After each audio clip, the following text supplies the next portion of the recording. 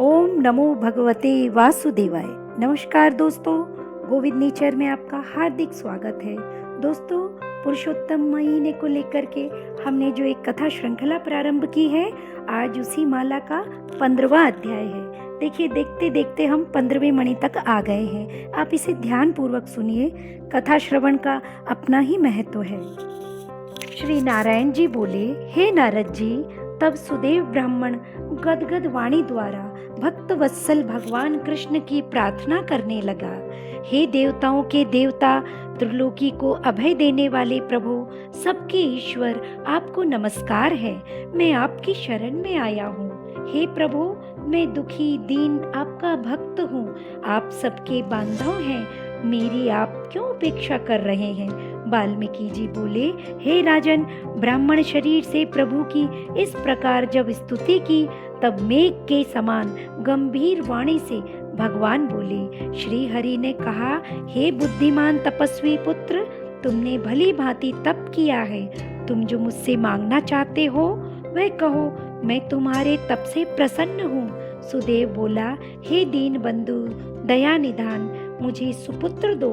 इस प्रकार ब्राह्मण के वचन सुनकर श्री हरि कहने लगे। श्री हरि बोले, हे ब्राह्मण, ब्रह्मा ने तुम्हें पुत्र सुख से वंचित रखा है, इसलिए पुत्र को छोड़कर और कोई भी वस्तु मांग लो, मैं अवश्य दूंगा। बिजली गिरने के समान श्री हरि के वचन सुनकर कटे जड़ वाले पेड़ की तरह ब्राह्मण जमीन पर गिर पड़ा।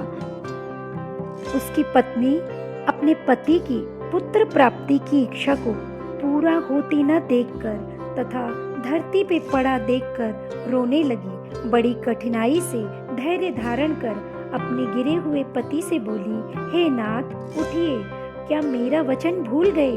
विधाता ने जो भाग्य में सुख और दुख लिख दिया है, अपने कर्मों के अनुसार उसे मनुष्य भोगता है। हे ब्राह्मण देव, इन सब का विश्वास छोड़कर उठिए, श्री हरि से संबंध छोड़कर देव का आश्रय लीजिए। जब ब्राह्मण पत्नी इस प्रकार कर रही थी, तब गरुड़ जी को अत्यंत दुख हुआ और कांपते हुए भगवान से बोले, हे हरि, देखिए, ब्राह्मणी शोक समुद्र में डूब रही है तथा ब्राह्मण भी नेत्र से आंसू बहाता हुआ दुखी हो रहा है। हे दीन बंधु, दया के समुद्र, आज आपकी वह दया कहाँ गई जो भक्तों पर रहती थी?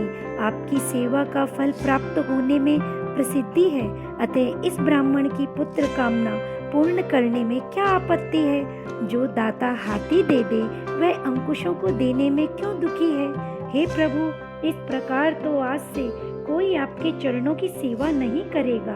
अगर इसे पुत्र न दिया तो आपकी महिमा नष्ट हो जाएगी, इसलिए इसे एक पुत्र अवश्य दे दीजिए। भक्त सुदामा आपकी आराधना से पूर्ण सुखी बन गया था। आपकी कृपा से ही गुरु संदीपन को मरे हुए भी सही पर पुत्र की प्राप्ति हुई थी। ये पति पत्नी पुत्र की इच्छा से आपकी शरण में आए हैं। गरुड़ के वचन सुन नारायण बोले, हे पक्षियों में श्रेष्ठ, तुम ही इन्हें एक पुत्र शीघ्र दे दो। इस प्रकार श्री हरि के वचन से अति प्रसन्न होकर गरुड़ ने ब्राह्मण की इच्छानुसार पुत्र होने का वरदान दे दिया। इति श्री बृहद नारदीय पुराणे पुरुषोत्तम मास महात्मने वाचा 15 संपूर्ण। भक्तों, इस प्रकार हमारा 15 अध्याय यानी 15वां अध्याय संपूर्ण हुआ। 16वें अध्याय के साथ शीघ्र ही भेंट करेंगे। भगवान विष्णु आपका कल्याण करें। ओम नमो भगवते वासुदेवाय।